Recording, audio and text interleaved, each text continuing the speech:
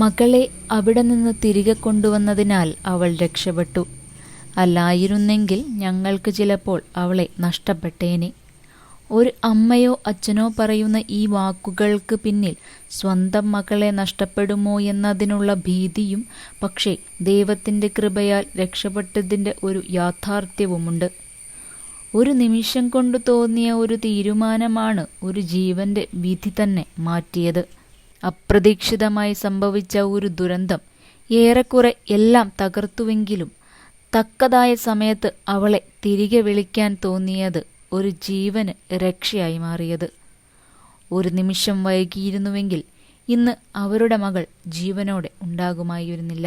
മകളെ തിരികെ കൊണ്ടുവന്നതിലുള്ള ആശ്വാസത്തിലാണ് ഇന്നലെ മരിച്ച നിലയിൽ കണ്ടെത്തിയ ഷാനിൻ്റെ ഭാര്യ റജീനയുടെ പിതാവ് KA ഹംസയ്ക്ക്. ഷാനിൻ്റെ ഉപദ്രവം സഹിക്കാൻ കഴിയാഞ്ഞിട്ടാണ് റജീന എല്ലാ കാര്യവും ഉപ്പയോട് തുറന്നു പറയുന്നത്. അത് കേട്ടപ്പോൾ തന്നെ റജീനയെ വീട്ടിൽ പോയി കൊണ്ടുവരികയായിരുന്നു. ഷാൻ മരിക്കുന്നതിന് 2 ദിവസം മുൻപാണ് റജീനയെ കുടുംബ വീട്ടിലേക്ക് കൊണ്ടുവരുന്നത്. മകളെ കൂട്ടിക്കൊണ്ടുപോകാനെത്തിയ അവളുടെ ഉമ്മയ്ക്ക് നേരെയും ഷാൻ ഉപദ്രവിക്കാൻ ശ്രമിച്ചു. ഒട്ടും സഹിക്കാൻ വയ്യാഞ്ഞതോടെയാണ് പോലീസിൽ പരാതി നൽകിയത്. എന്നാൽ പോലീസ് വേണ്ട പോലെ അന്വേഷിച്ചില്ല. വിവാഹം കഴിഞ്ഞിട്ട് വർഷങ്ങളോളം വാടക വീട്ടിലായിരുന്നു ഇവർ താമസിച്ചിരുന്നത്.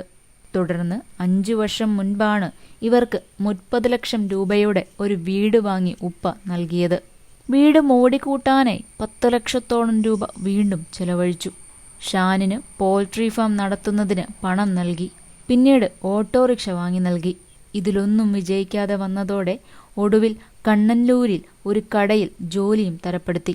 ഇതെല്ലാം ചെയ്തത് റജീനയുടെ വാപ്പയാണ്. എന്നിട്ടും അവൻ റജീനയോട് വലിയ ക്രൂരതയാണ് കാട്ടിയിരുന്നത്. അതുകൊണ്ടാണ് എല്ലാം പറഞ്ഞപ്പോൾ ആ വാപ്പ തന്നെ റജീനയെ തിരികെ വിളിക്കാൻ ആവശ്യപ്പെട്ടത്. കഴിഞ്ഞ ദിവസമാണ് കൊല്ലത്ത് വീട്ടിൽ അമ്മയെ കഴുത്തറുത്ത നിലയിലും മകനെ തൂങ്ങിമരിച്ച നിലയിലും കണ്ടെത്തിയത്. അമ്മയെ കൊലപ്പെടുത്തിയ ശേഷം ഷാൻ ആത്മഹത്യ ചെയ്തതാണ്. മകൻ ഷാനിന്റെ പേരിൽ ഭാര്യ റജീന പരാതി നൽകിയിരുന്നു.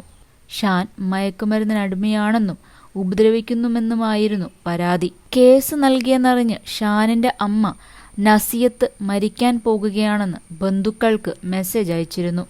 മരിക്കുന്ന അന്ന് രാവിലെ 2 പേരെയും വീടിനു മുന്നിൽ നാട്ടുകാർ നിൽക്കുന്നത് കണ്ടിരുന്നു.